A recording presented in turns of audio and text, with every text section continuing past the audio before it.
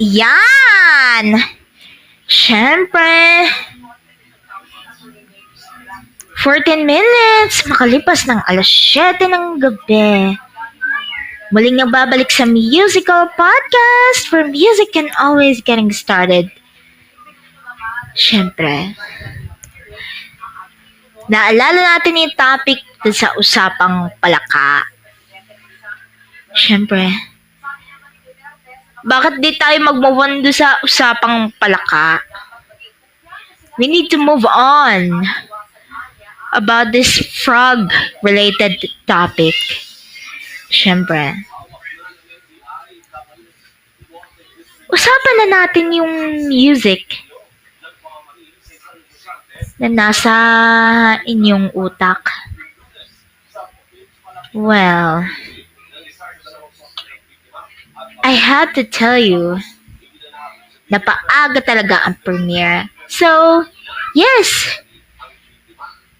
ang oras ko napasok sa party room ay alas 4 ng hapon. Oh my gosh! 15 minutes na lang, malapit na talaga mag-start. So yes, I'm so excited.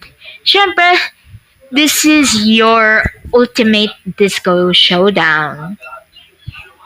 Siyempre, dapat mag-queue up lang kayo ng kanta na gusto nyo. Kung mag-tasking lang kayo, siyempre, dapat ang genre nyo lang ay puro disco lang. Disco lang tayo. O, di ba? Siyempre, we're bringing music to our ears. Well, sabi ko lang. Well, whether attitude nyo ba ang hanap nyo or yung music taste nyo na nasa 80s, 90s, or slow jams, house music, anything you like. Whether it's whatever you like. Diba? Malapit na tayong mag-reach ng milestone. Kasi 2 months away bago yung birthday ni Luna Lily Love. Kasi this was the first show I ever planned. Siyempre, ipa-advance ka na lang. Kahit, siyempre, October na, mag-Halloween na. So,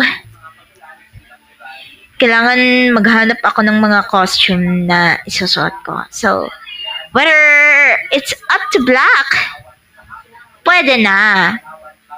Pwede na yung black outfit ko. Tapos, naka-witch hat.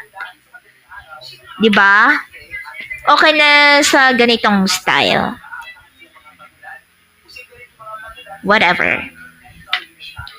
Pero, malaya pa ang Halloween ngayon, Kasi, meron akong costume. Hindi mo na ako magta-trick or treat. I'm not a kid anymore. Charot. Pwede pa. Manghihingi lang ako ng candy. If you have a sweet tooth inside of your mind.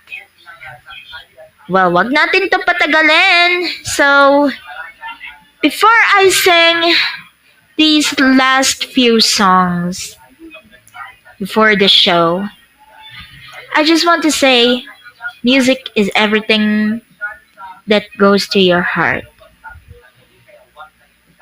Kahit every decade brings you good vibes, good energy, all the way. Okay, so wag na natin ito patagalin. I had to sing a few more songs before the show's about to start.